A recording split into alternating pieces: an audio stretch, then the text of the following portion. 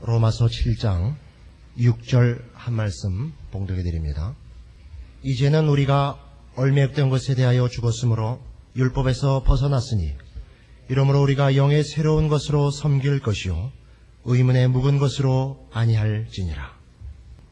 우리가 구원을 얻었다라는 것을 깨닫고 나서 신자들이 갖고 있는 가장 중요한 그 구원에 관한 내용은 이제 나는 지옥 가지 않는다. 나는 죽어서 천국을 간다 하는 것일 겁니다. 그러니까 로마서에 표현된 대로 하자면 죄와 사망의 노예로부터 이제 은혜와 영생의 자리로 바뀐 것입니다. 그러나 로마서는 우리의 구원을 설명할 때 그런 차원 말고 또 다른 차원이 있는 것을 우리에게 가르치려고 노력하고 있습니다. 그건 뭐냐 하면 우리가 죄와 사망으로부터 은혜와 영생의 자리로 옮겨졌을 뿐만 아니라 우리의 영원한 운명과 신분이 확고부동한 이유가 무엇이냐 하는 것을 가르쳐서 구원이라는 말 속에 포함되어 있는 신자에게 허락된 복된 하나님의 사역을 가르치려고 합니다.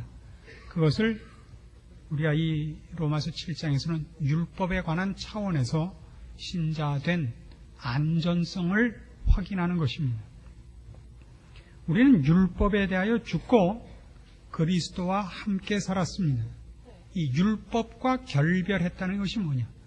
오늘 우리가 본 본문식으로 얘기하면 얽매였던 것에 대하여 죽었으므로 율법에서 벗어났다 하는 것이 무슨 뜻인가 하는 것을 이해하는 것이 중요합니다.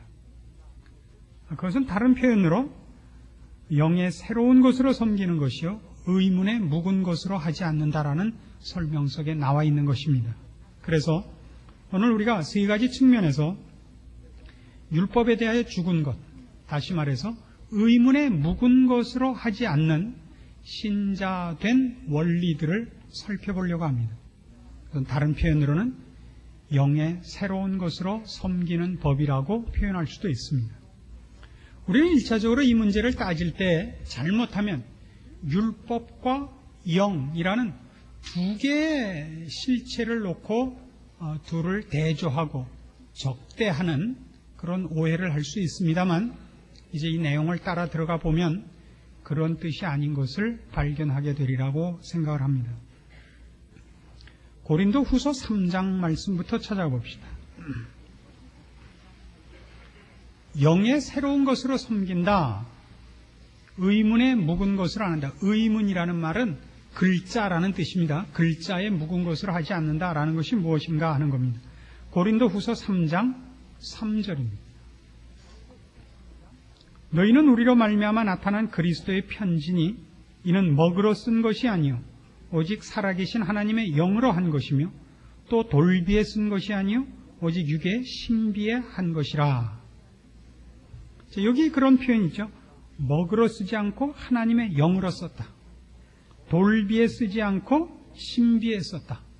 라는 평행을 이루는 이 두 비교입니다. 먹으로 썼다는 것은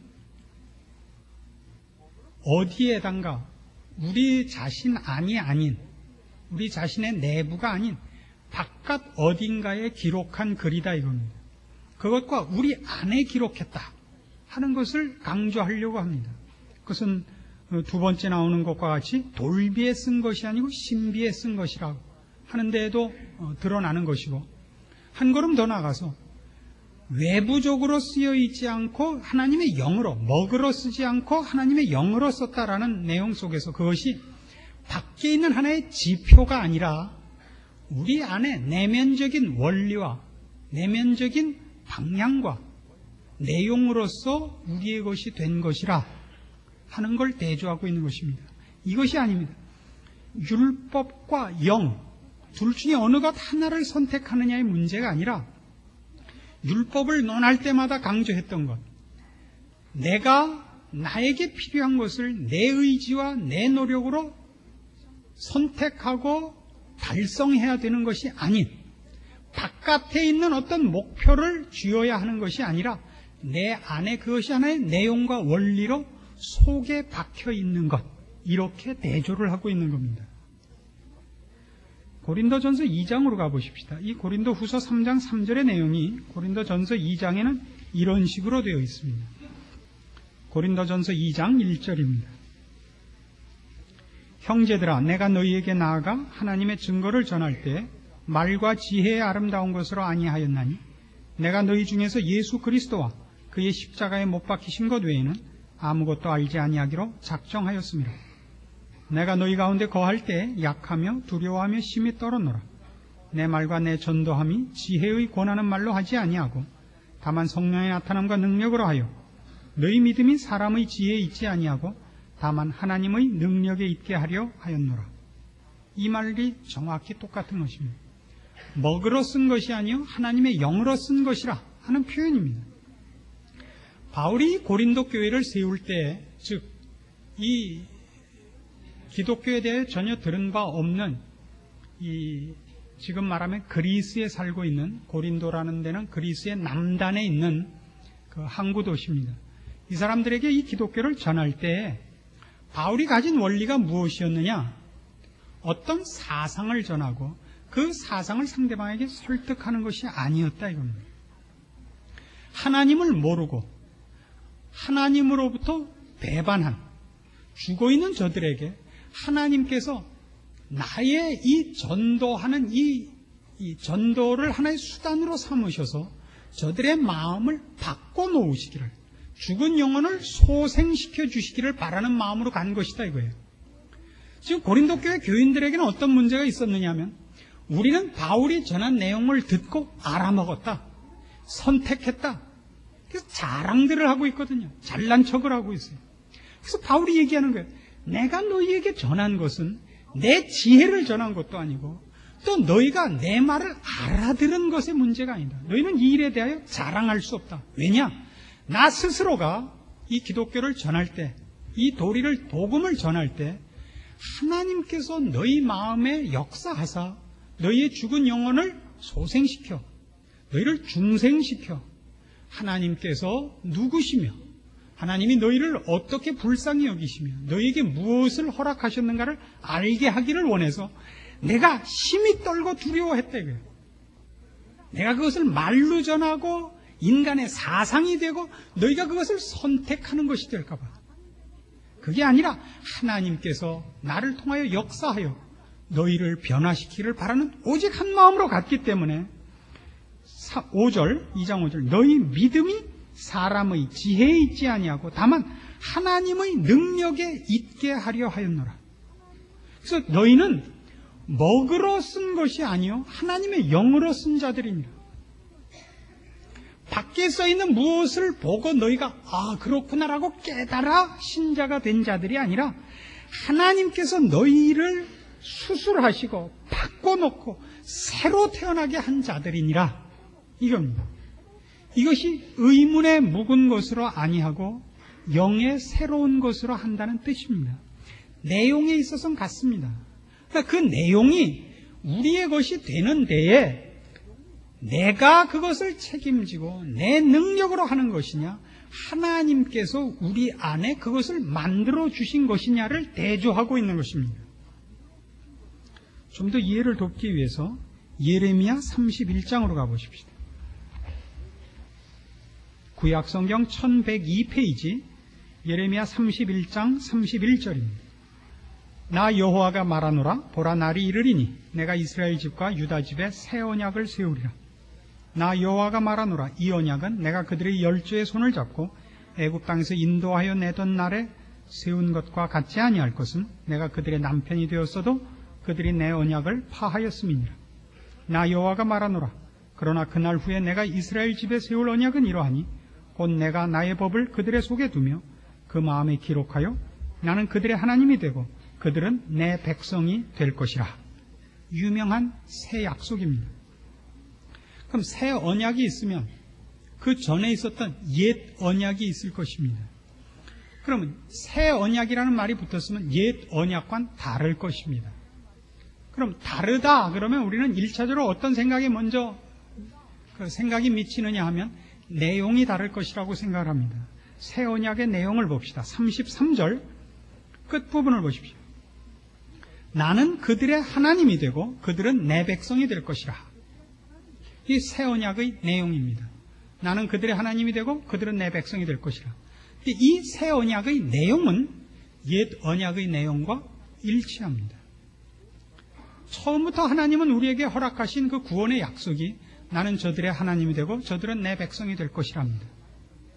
그건 아브라함에게 준 약속부터 시작된 이스라엘을 출애굽시키고 또 모세의 입을 통하여 약속한 계속 반복되고 확인되는 동일한 약속입니다. 새 언약도 내용에 있어서는 옛 언약과 같습니다. 그러면 똑같으면 새 언약일 필요는 없죠. 무엇에서 다르냐면 이 언약을 성취하는 방법에서 다릅니다. 우선 옛 언약과 새 언약이 이 방법에서 다르다는 것을 이해하기 위해서 옛 언약을 봅시다. 32절 나 여호와가 말하노라. 이 언약은 새 언약입니다. 이 새롭게 세울 언약은 옛 언약과 다른데 옛 언약은 어땠냐면 내가 그들의 열조의 손을 잡고 애굽 땅에서 인도하여 내던 날에 세운 것과 같지 아니할 것이라 이겁니다. 그때는 어떻게 이 언약을 세웠냐면 내가 그들의 남편이 되었어도 그들이 내 언약을 파하였습니다. 그러니까 옛 언약은 하나님이 어떻게 세웠냐면 내용은 나는 그들의 하나님이 되고 그들은 내 백성이 될 것이라 라는 동일한 내용인데 그 언약을 어떻게 이루시려고 했냐면 그들의 손을 잡고 그들의 남편이 되어서 이루려고 했던 겁니다. 가장 가깝게 가장 영향을 미칠 수 있는 관계에서입니다. 그러나 그랬음에도 불구하고 이스라엘 백성이 이 언약을 파했습니다. 성공하지 못했습니다. 그래서 하나님이 새 언약을 줍니다. 이 새 언약은 어떻게 할 것인가? 동일한 내용입니다만 33절 나 여호와가 말하노라. 그러나 그날 후에 내가 이스라엘 집에 세울 언약은 이러하니 곧 내가 나의 법을 그들의 속에 두며 그 마음에 기록하여 나는 그들의 하나님이 되고 그들은 내 백성이 될 것이라. 속을 바꿔놓기로 하는 겁니다. 외부에서 아무리 압력을 넣고 아무리 좋게 얘기하고 인도하고 끌어당겨도 속에서부터 하나님을 향하여 순종할 마음과 하나님의 요구대로 쫓아갈 마음이 없는 자들을 성공시킬 방법이 없었던 것입니다. 그래서 새 언약은 어디에서 다르냐 그러면 이 언약을 성취하기 위하여 하나님이 그의 법을 우리 마음에 두고 우리를 변화시키기로 하시는 겁니다. 그래서 율법에서 벗어났다라는 얘기는 무엇이며 의문에 묵은 것이 아니라 영의 새로운 것을 한다는 것은 무슨 뜻이냐면 신자란 이제 영원히 죽을 신분과 운명으로부터 영생을 얻고 이제는 하나님의 자녀라는 바뀔 수 없는 영광된 신분의 자리에 이런 운명을 갖고 있다만이 아니라 그것을 이루기 위하여 하나님이 죄만 쫓아가고 죄 아래 있었던 우리를 그리고 자기밖에 몰랐던 우리를 하나님 앞에 순종하며 하나님의 뜻에 부합한 삶을 살 수 있는 사람으로 바꿔놓은 것입니다. 그렇게 우리를 바꿔놓기 위하여 예수 그리스도와 우리를 연합시킨 것입니다. 같은 예레미야 31장 우리 33절까지 봤는데 34절을 보십시오. 그래서 이런 표현이 뒤에 나오는 겁니다. 새 언약의 결과를 보십시오. 그들이 다시는 각기 이웃과 형제를 가리켜 이르기를 너는 여호와를 알라 하지 아니하리니 이는 작은 자로부터 큰 자까지 다 나를 알미니라. 내가 그들의 죄악을 사하고 다시는 그 죄를 기억지 아니하리라. 여호와의 말이니라. 다시는 가르칠 필요가 없어요. 그것이 우리의 하나의 본성이고 유전이고 이렇게 될 것이란 말이에요. 우리 내부로부터 주를 사랑하는 것과 의와 거룩을 향한 생각과 그런 원리와 소원과 능력이 생길 것이란 말이에요. 이것이 율법에 대하여 죽었다는 표시요. 성경이 얘기하는 그리스도와 연합했다는 뜻입니다. 그래서 신자를 여러분들이 점검할 때, 여러분 자신의 신자된 것을 점검할 때 중요하게 점검해야 되는 것이 뭐냐면 여러분은 여러분 안에 주를 사랑하며 주의 뜻을 사모하며 그리고 주님이 기뻐하시는 대로 살려는 소망과 원리가 들어와 있다는 것을 깨우쳐야 됩니다. 예전에는 어땠냐 하면 여러분 마음속에 죄를 사모하는 것이 더 많이 있습니다. 그래서 뭘 배우고 교육을 받고 뭘 알아서 이러면 안 되는데 이러면 안 되는데 하면서도 결국은 어디로 가느냐면 죄를 따라서 삽니다. 왜요? 그걸 좋아하기 때문에. 지금은 신자가 되면 어떻게 하냐면 죄를 지금도 우리가 짓습니다. 연약해서. 죄를 짓고 실패할 때가 많지만 우리의 마음속에서 그걸 거부해요. 내가 왜 이럴까? 내가 왜 이럴까? 내가 왜 이러고 있을까? 옛날과 다르습니다. 우리는 이제 주를 향한 내부로부터의 소원이 있습니다. 주를 사모하며 주께서 우리에게 요구하신 의와 거룩에 대한 우리 자체의 본성적인 열심과 지향하는 마음이 생긴 것입니다. 그것이 신자입니다.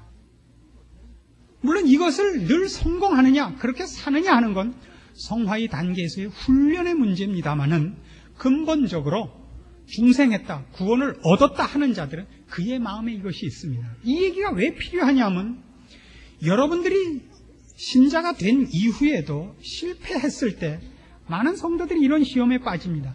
나는 구원받은 것 같지 않아. 나는 아직도 죄에게 지는 것을 보니까 죄에게 지는 것이 아니라 죄된 성품이 하나도 변하지 않았고 죄가 나를 아직도 주장하고 있어. 내 속에 죄가 아직도 그냥 있어. 이렇게 생각하는데 아닙니다. 주인이 바뀌었어요. 옛날엔 죄가 주인이고 의와 거룩이 손님이었다면 지금은 의와 거룩과 주를 사랑하는 것이 주인이고 죄가 손님입니다. 근데 이 왼수들이 여러분을 계속 유혹하고 있고 여러분은 갓 태어났기 때문에 이 죄를 이길 힘이 없건 합니다. 그러나 여러분은 구원 얻은 자입니다. 죄에 대하여 여러분이 그 시험과 그 유혹에 빠지는 일이 있다 할지라도 여러분은 근본적으로 다른 사람인 것을 알아야 됩니다. 이것이 신자가 확인해야 되는 영으로 말미암는 삶을 사는 신자의 현실입니다. 여러분의 신분입니다. 두 번째로 기억할 것은 영의 새로운 것으로 섬긴다라는 오늘 본문의 표현 속에는 우리가 율법에 대한 새로운 이해를 가지고 있는 것을 시사하고 있습니다. 구원을 얻은 신자는 의문에 묵은 것으로 섬기지 않습니다. 영의 새로운 것으로 섬깁니다. 그 얘기는 우리는 이제 율법의 내용을 이해합니다. 그건 다시 말해서 하나님이 어떤 분이며 하나님이 우리에게 무엇을 요구하시는지를 압니다. 그 전에는 그걸 모릅니다. 예전에 의문에 묵은 것으로 섬길 때는 우리는 무엇에만 관심이 있냐면 다른 사람과 비교된 윤리적, 도덕적 차원에서의 우월감밖에 없습니다.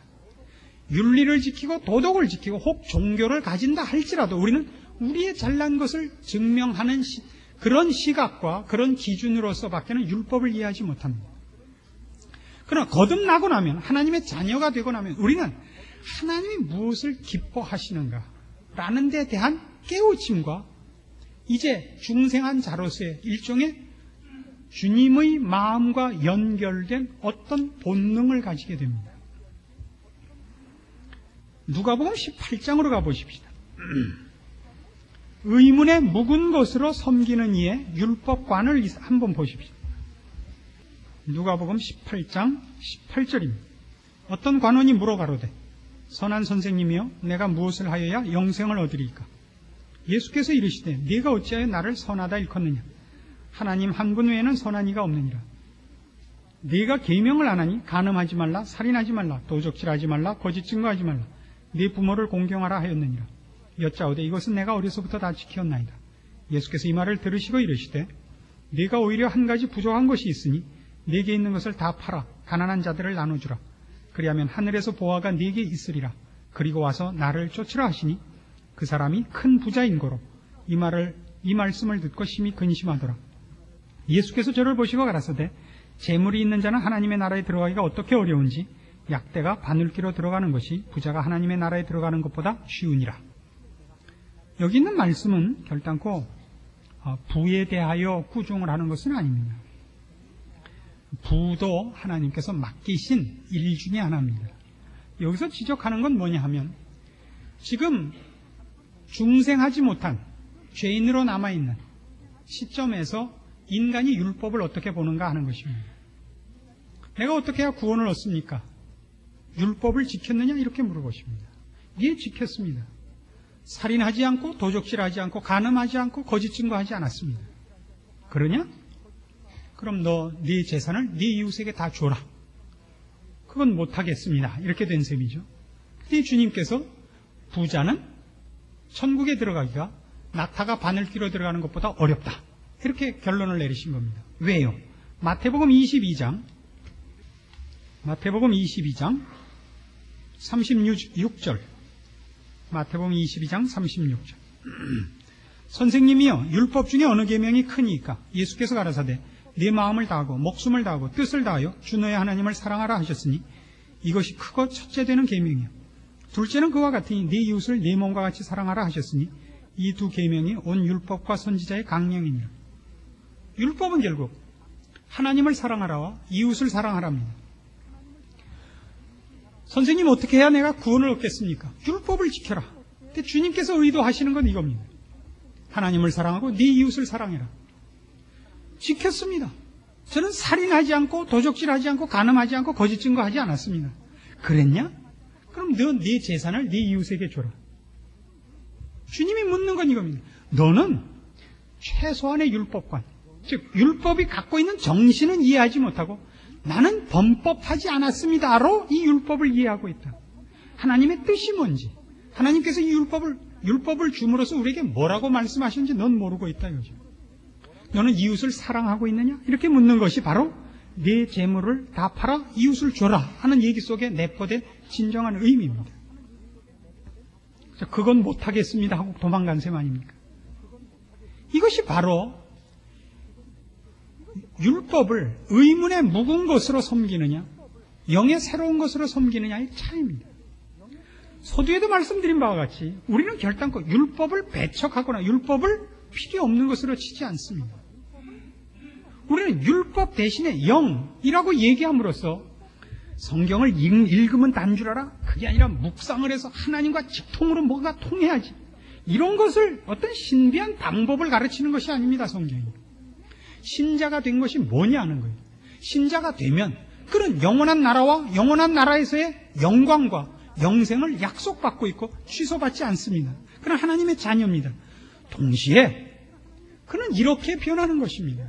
그는 하나님을 사랑하며 하나님의 사랑을 받으며 하나님과 뜻이 통하는 자로 그의 자녀로 존재하는 사람으로 바뀐 것입니다. 그는 이제 그의 생각 속에 제일 크게 어떤 변화를 받느냐 하면 모든 일을 하나님을 사랑하는 관점에서 모든 것을 보기 시작을 합니다. 그런 관점에서 이웃을 사랑할 수밖에 없게 되는 것입니다. 여러분은 그렇게 변한 자라 말입니다. 여러분은 더 이상 율법을 지키느냐 지키지 않느냐의 차원에 서 있는 것이 아니라 이 율법 속에 있는 하나님의 사랑이 여러분의 사랑으로 들어와서 이 사랑의 정신으로서 여러분이 변화된 자인 것을 보고 여러분의 구원을 감사할 수 있게 되는 것입니다. 고린도후서 3장으로 한번 다시 가보십시다. 거기 이런 재미있는 의문의 묵은 것으로 섬기는 자들에 대한 설명이 하나 더 있습니다. 고린도후서 3장 13절 말씀 봅시다. 우리는 모세가 이스라엘 자손들로 장차 없어질 것의 결국을 주목치 못하게 하려고 수건을 그 얼굴에 쓴 것 같지 아니하노라. 그러나 저희 마음이 완고하여 오늘까지라도 구약을 읽을 때 그 수건이 오히려 벗어지지 아니하고 있으니 그 수건은 그리스도 안에서 없어질 것이라. 오늘까지 모세의 글을 읽을 때 수건이 오히려 그 마음을 덮었도다. 모세가 40일 동안 하나님을 만나 뵙고 그 앞에서 모든 법을 받아서 이스라엘 백성 앞에 내려오자 영광의 하나님과 마주 있었던 것만으로도 그의 얼굴에 광채가 났습니다. 그래서 모세가 내려와서 백성들을 만나니까 백성들이니까 모세 얼굴에 광채가 나는 거예요. 그래서 모두 그 얼굴을 주목하고 모세에 대하여 평가를 새롭게 하는 겁니다. 너무 높이는 거예요. 그래서 모세가 놀래가지고 내가 하나님 앞에서 받아온 율법이 너희들에게 전달되지 왜 내가 높임을 받냐? 나를 보지 마라. 그래서 그 광채를 보고 사람들의 마음이 미혹되는 걸 막기 위해서 얼굴로 그 얼굴을 가렸다고요. 똑같이 이스라엘 백성들이 율법을 대할 때 그 모세의 얼굴을 보았던 것 같은 오해를 율법에 대하여도 갖고 있기 때문에 그 마음에 아직도 수건이 덮여 있는 것 같이 가리워졌다. 이게 참다운 광채가 그걸 인용하고 있는데 무슨 뜻이냐면 심지어 이렇게까지 오해를 했기 때문입니다. 이스라엘 백성이 출애굽해서 가나안 땅에 들어와 살기 시작해서 여러 가지 고난을 많이 당했습니다. 그 중에 제일 크게 싸웠던 대적이 블레셋인데 블레셋과 전투를 하다가 블레셋과 여러 번 전투를 합니다마는 블레셋과 한 번은 싸우다가 또 졌어요. 그래서 이스라엘 백성들이 어떻게 하기로 하냐면 실로에 있는 그 장막 가운데 안치한 법궤를 가져오기로 결정을 합니다. 그러면 이길 거라고 생각을 하는 거예요. 법궤 자체가 어떤 신통력을 갖고 있다고 생각한 거죠. 법궤 안에는 하나님이 주신 십계명의 두 돌판과 아론의 쌍난 지팡이와 만나를 담은 항아리가 있었습니다. 그 법궤 자체가 어떤 신통력을 갖고 있을 거라고 생각해서 갖고 왔다가 그 전날은 전쟁에서 한 3,000명쯤 죽었나요? 이렇게 패했는데 그걸 갖고 와서 싸워갖고는 그 다음날 4만 명이 죽었나? 그렇게 대패합니다.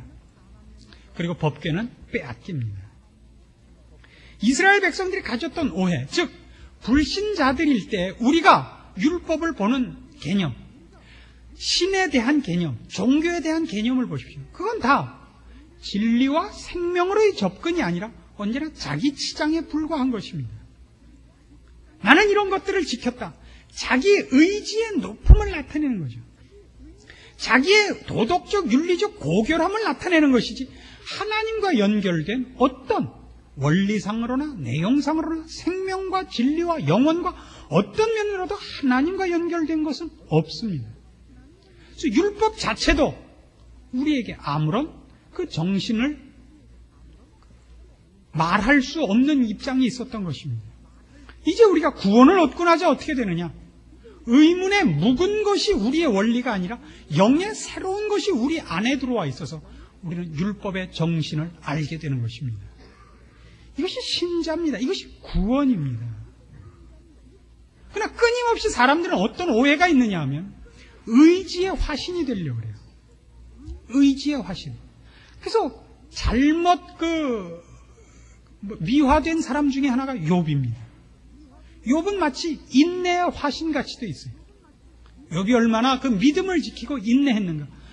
욥기를 보세요. 욥은 하나도 인내하지 않아요. 욥은 처음에는 며칠 좀 참고 있다가 그 다음부터 소금 맞은 지렁이같이 지랄을 떨어요. 그래서 그 원망하는 것 중에 이런 게 있어요. 왜 내가 태어난 날이 달력에 있었는가? 시적으로 지랄을 떠는 거예요. 왜 우리 어머니가 건강해서 나를 낳는가? 왜 내가 튼튼하게 자랐는가? 별별 악담을 다해 자기 자신에 대해서. 왜 내가 살아서 이 꼴을 당하는가? 하나님 도대체 왜 그런 겁니까? 얼마나 아우성을 치는지 모릅니다. 그래서 결론이 뭐냐면 제가 여태껏 부끄러운 소리를 했습니다. 국광색 실로 제 입을 제가 꼬매겠습니다. 입을 가리는 걸로 끝이 납니다. 그런데 우리는 왜 자꾸 욥을 인내의 화신이요 믿음의 화신이라 그래요? 우리가 성경을 볼 때, 즉 기독교 신앙 속에서도 우리는 끊임없이 우리의 옛날의 본성, 종교든 도덕이든 윤리든 교양이든 다 우리의 의지를 근거로 해서 획득하려고 하는 원리에서 벗어나지 못하고 있기 때문입니다. 그러니까 성경이 우리에게 밝히 말하는 것은 그래서 우리는 율법에서 벗어난 것을 분명히 인식해야 된다 이겁니다. 우리는 더 이상 우리 홀로의 노력으로 우리 밖에 있는 어떤 가치 있는 것을 잡는 식으로 더 이상 존재하지 않습니다. 우리는 바뀐 겁니다. 영의 새로운 것으로 섬기는 자 된 겁니다. 우리 안에 이제 성령께서 들어와 계시며 우리에게 말씀하시며 우리를 권면하시며 지키시며 인도하시는 힘이 우리 안에 있는 것입니다. 빌립보서 2장 가보실까요? 빌립보서 2장 13절 12절부터 봅시다. 빌립보서 2장 12절 그러므로 나의 사랑하는 자들아 너희가 나 있을 때뿐 아니라 더욱 지금 나 없을 때에도 항상 복종하여 두렵고 떨림으로 너희 구원을 이루라. 너희 안에서 행하시는 이는 하나님이시니 자기의 기쁘신 뜻을 위하여 너희로 소원을 두고 행하게 하시느니라. 우리 안에서 역사하는 거예요. 아까 우리가 예레미야 31장 31절 이하에서 봤을 때 옛 언약은 어땠어요? 내가 너희 그들의 손을 잡고 남편이 되었어도 너희가 내 말 안 들었다 이거예요. 그래서 새 언약은 어떻게 바뀌었죠? 우리 안을 바꿔놓기로 했죠. 우리의 마음을, 우리의 생각을 바꿔놓기로 한 거예요. 이게 신자입니다. 이게 구원 얻은 자의 지금의 모습입니다. 이걸 놓치지 마십시오. 우리는 성경이 얘기하는 이것, 신자가 됐다는 것이 무엇을 받은 것인가를 놓치고 우리의 노력 일변도로 가려고 합니다. 그리고 지면 나는 희망 없어라고 무너지는 겁니다. 지면 다시 해야 되는 거예요. 언제까지요? 될 때까지. 우리는 성공하도록 만들어진 존재인 것입니다. 영의 새로운 것으로 섬기는 자 된 것입니다. 그걸로 섬겨라만 있는 것이 아니고 그렇게 됐기 때문에 명하는 것입니다. 마지막으로 세 번째는 이런 것입니다. 그래서 영의 새로운 것으로 산다 하는 것은 우리는 이제 새로운 동기와 새로운 요인을 가지고 사는 사람이 된 것입니다. 새로운 동기와 새로운 요인은 무엇이냐면 옛 동기는 하나님을 무서워하는 삶입니다. 그런데 이제 신자는 하나님을 사랑하는 것이 그의 삶의 동기요 요인입니다. 로마서 8장 15절 말씀을 보십시오. 로마서 8장 15절. 이거를 해방절이라 그래요. 8.15. 그래서 성경의 중요한 구절들은 아주 외우기 좋게 되어 있어요. 너희는 다시 무서워하는 종의 영을 받지 아니하였고 양자의 영을 받았으므로 아바 아버지라 부르짖느니라. 하나님을 무서워하면 안 돼요. 왜 무서워할 필요가 없느냐? 8장 서두부터 그래요. 1절. 그러므로 이제 그리스도 예수 안에 있는 자에게는 결코 정죄함이 없나니 이는 그리스도 예수 안에 있는 생명의 성령의 법이 죄와 사망의 법에서 너를 해방하였습니다. 신자는 하나님 아버지와 이 아버지와 자녀라는 사랑으로 모든 문제가 이 기준이 되고 판단이 되고 그래요. 그러니까 그 안에는 뭐가 없냐? 정죄는 없어요. 사랑의 매와 형벌의 매는 얘기가 다른 것입니다. 하나님을 두려워하면 안 돼요. 두려워하는 가장 큰 이유가 뭐냐? 그러면 아직도 율법이 무엇인지를 모른다는 뜻이에요. 율법에 매여 있는 거예요. 내가 나를 책임져야 되는 거예요. 그것이 아닙니다. 율법은 뭐죠? 하나님이 나를 사랑하시며 나에게 하나님을 사랑하고 이웃을 사랑할 것을 명하는 것입니다. 이게 율법의 내용입니다. 우린 율법에 매여 있지 않습니다. 율법의 정신을 이해합니다. 하나님과 사랑의 관계에 있습니다. 하나님이 나를 사랑하시고 우리에게 사랑을 명하고 계십니다. 이제 우리에게 있는 것은 모든 것이 사랑이 동기고 사랑이 기준이고 사랑이 목표입니다. 그래서 신자는 그가 잘못했을 때에도 부끄러움과 죄송스러움으로 그의 잘못을 하나님 앞에 들고 나가야지 난 이제 희망이 없다 라고 생각해서 자포자기로 가서는 안 되는 것입니다. 부끄러운 일이 있을 수는 있습니다. 죄송스러운 일은 얼마든지 일어날 수 있습니다. 우리도 실패하는 인간이기 때문입니다. 그러나 우리는 이제는 끝장이다는 없는 것입니다. 요한 1서 4장 18절 말씀을 봅시다. 아주 중요한 구절이니까 여러분 외워두실 필요가 있습니다. 요한 1서 4장 18절. 사랑 안에 두려움이 없고 온전한 사랑이 두려움을 내어쫓나니 두려움에는 형벌이 있습니다. 두려워하는 자는 사랑 안에서 온전히 이루지 못하였느니라. 여러분 마음에 두려움이 있는가를 보십시오. 형벌의 두려움이 있는가. 그것이 있다면 여러분은 아직도 구원이 무엇인지를 잘 모르고 있는 겁니다. 구원이 무엇인지 잘 모르고 있다는 걸 꾸짖으려고 성경이 이걸 쓰고 있는 것이 아니라 구원을 얻었다는 것이 무엇인가를 설명하려고 자꾸 이 얘기를 하는 것입니다. 여러분은 두려워하면 두려워한 것만큼 손해일 뿐이지 두려워해서 이익 볼 게 없습니다. 여러분은 사랑 가운데 있는 자입니다. 하나님의 사랑 안에 있는 자입니다. 여러분 하나님을 두려워하지 마시고 사랑 가운데서 하나님을 바라보십시오. 제가 가르치던 어떤 성도가 미국으로 이민을 갔는데 여자 성도인데 거기서 결혼을 하게 됐습니다. 저한테 편지가 왔어요. 목사님의 가르침을 따라 잘 신앙생활 하다가 좋은 남자를 만나서 결혼을 하게 됐습니다. 그래서 제가 축전을 보냈어요. 요148 이렇게 해서 보냈습니다. 이 구절을. 글자 수가 많으면 돈이 많이 들어서 요148 이렇게 보냈어요. 그래서 이제 그 축전을 받고 이제 결혼식 할 때 축전이 도착하게 돼 있었기 때문에 결혼식 끝나고 축전이 온 걸 보고 부부가 허니문을 떠나면서 차 안에서 성경을 펴들었어요. 어느 우체국에서 실수를 했는지 요48이 갔어요. 일자가 없어지고. 여인아, 내게 남편 5이 있었으나 지금 있는 남편은 네 남편이 아니니라. 완전히 망했죠. 그 유명한 요148입니다. 이렇게 가르쳐 놓으면 요48만 또 기억하고 다녀요. 이게 우리입니다. 구원을 얻은 자입니다. 영의 새로운 것으로 섬길 것이니라는 우리에게 명령이 아닙니다. 그런 자 된 것을 일깨우기 위해서 가르치는 것입니다. 우리는 하나님과 사랑의 관계에 있습니다. 그것이 구원 속에 포함되어 있는 우리에게 허락된 지금의 우리의 몫으로 되어 있는, 우리의 소유로 되어 있는 우리의 신분이요, 우리의 위치입니다. 빼앗기지 마십시오. 신자들의 가장 큰 병이 뭐냐 그러면 자기가 누군지를 모르는 것입니다. 자기에게 허락된 것을 사용할 줄 모르고 누릴 줄 몰라서 많은 것을 가졌으나 가난하게 사는 것일 겁니다. 그래서 늘 와서 울고불고만 해요. 감사와 찬송이 여러분에게 더 많은 부분을 차지하는 복된 신자로서 살아가기를 원해서 이 말씀 증거합니다. 기도하십시다. 하나님 아버지 은혜를 감사합니다. 우리가 하나님의 자녀인 것과 하나님의 사랑 가운데 있는 것을 확인합니다. 이제 우리도 두려움을 내어쫓고 사랑 가운데서 우리 주님과 동행하며 우리에게 주어진 삶을 살고 기쁨으로 주를 만날 것을 소망합니다.